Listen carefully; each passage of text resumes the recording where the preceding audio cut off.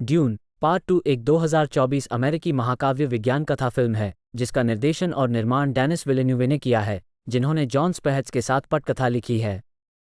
Dune 2021 की अगली कड़ी फ्रैंक हर्बर्ट के 1965 के उपन्यास ड्यून पर आधारित है और पॉल एट्राइड्स का अनुसरण करती है क्योंकि वह हाउस हरकोनेन के खिलाफ युद्ध छेड़ने के लिए रेगिस्तानी ग्रह अराकिस के फ्रीमैन लोगों के साथ एकजुट होता है।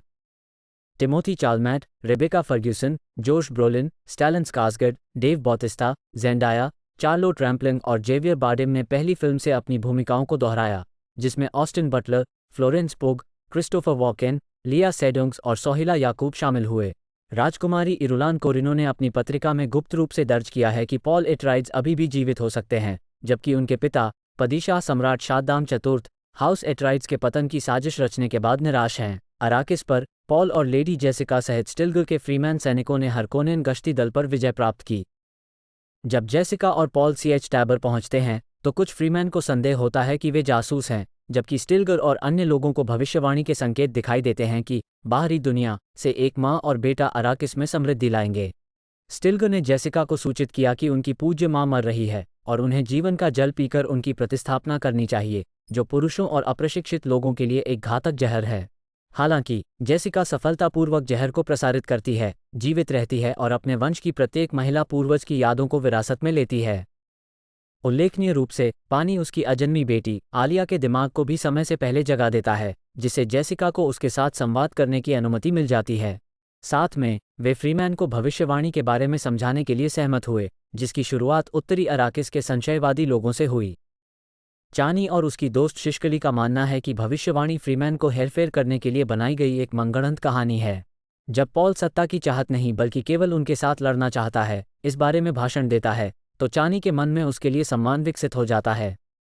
पॉल और चानी को प्यार हो जाता है क्योंकि पॉल फ्रीमैन के तरीकों को अपनाता है, उनकी भाषा सीखना, सैंडवर्म की सवारी करने जैसे संस्कारों में भाग लेना, फेडेकिन लड़ाकू बनना और हरकोनेन मसाला अभियानों पर छापा मारने में मदद करना। पॉल ने फ्रीमैन नाम, उसूल और मुअद्दिब अपनाया। विनाशकारी मसाला छापों के कारण बैरन हरकोनेन ने अपने भतीजे रब्बान की जगह अपने मानसिक हत्यारे छोटे भतीजे फेड रोथा को अराकिस के शासक के रूप में नियुक्त किया। लेडी मार्गोट फैनिंग, एक बेने गेसरिट, को एक भावी क्विसेट्स हेडरेच के रूप में फेड की उपयुक्तता का मूल्यांकन करने और उसे अपने जीन को सुरक्षित करने के लिए प्रेरित करने के लिए भेजा जाता है। जेसिका अधिक फ्रीमैन कट्टरपंथियों के साथ एकजुट होने के लिए दक्षिण की यात्रा करती है, लेकिन पॉल के दर्शन से संकेत मिलता है कि यदि वो एक मसीहा के रूप में दक्षिण जाता है तो एक पवित्र युद्ध होगा। उत्तर में रहकर वो गर्नी हेलेक के साथ फिर से जुड़ जाता है, जो उसे हाउस एट्राइड्स के छिपे हुए परमाणु भंडार तक ले जाता है। फेड रोथा ने सीएच ताबर पर हमला किया और शीशकली को मार डाला, जिससे पॉल सहित बचे लोगों को दक्षिण की यात्रा करने के लिए मजबूर होना पड़ा।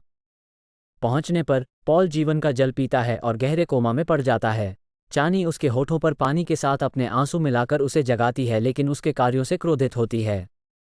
वो अतीत के बारे में विवेक और ज्ञान प्राप्त करता है, पानी से भरे अराकिस पर एक वयस्क आलिया की दृष्टि देखता है और पाता है कि जेसिका बैरन की बेटी है, जिसे पॉल एट्राइड्स और हरकोनेन बन जाता है। दक्षिणी फ्रीमैन नेताओं ने पॉल से नेतृत्व के लिए स्टिल्गर को चुनौती देने का आग्रह किया, लेकिन उन्होंने इनकार कर दिया और इसके बजाय दो फ्रीमैन दर्शकों के विचारों को पढ़कर खुद को साबित किया। वो खुद को लिसान अल-गब घोषित करता है और शद्दाम को चुनौती भेजता है, जो इरुलान, मोहियम और अपने सरदाउक सैनिकों के साथ अराकिस पर आता है।